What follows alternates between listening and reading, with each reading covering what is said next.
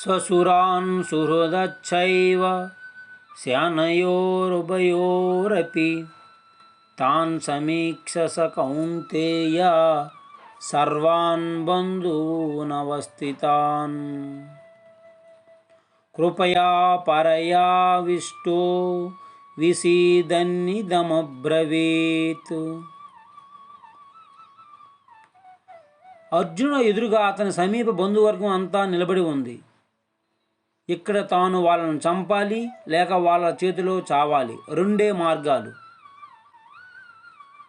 ఇక్కడ వారి యొక్క తాతగారు భీష్ముడు మరియు అతని వయసు అయినటువంటి బాహ్లికుడు, గురువుగారు ద్రోణాచార్యుడు, కృపాచార్యులు, అన్నదమ్ములు సుయోధను యొక్క అతని 9 తమ్ములు కుమారులు, సుయోధనుడు అతని యొక్క 9 తమ్ములు కుమారులు, స్నేహితులు సశ్వత్థామ మొదలగువారు, మామలు ద్రౌపదుడు, మేనమామలు శల్యుడు, తమ హితం కోరేవారు కృతవర్మ మొదలగువారు.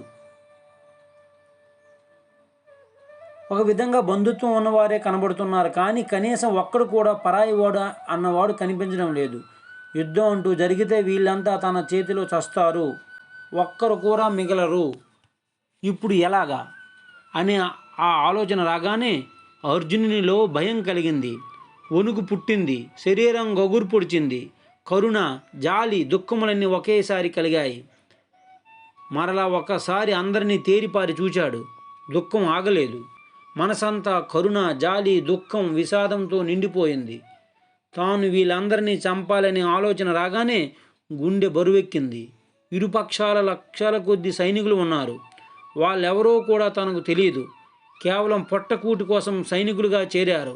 అయ్యో, వీళ్ళందరూ ఏం పాపం చేశారని వీళ్ళను నేను చంపాలి.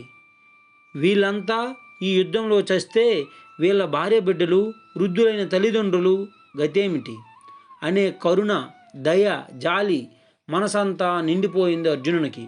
తన భావాలు ఎవరితో చెప్పుకోవాలి? ఎదురుగా శ్రీకృష్ణుడు ఉన్నాడు. తల ఎత్తి కృష్ణుని చూచి ఇలా అన్నాడు అని సంజయుడు ధృతరాష్ట్రునితో వివరిస్తున్నాడు.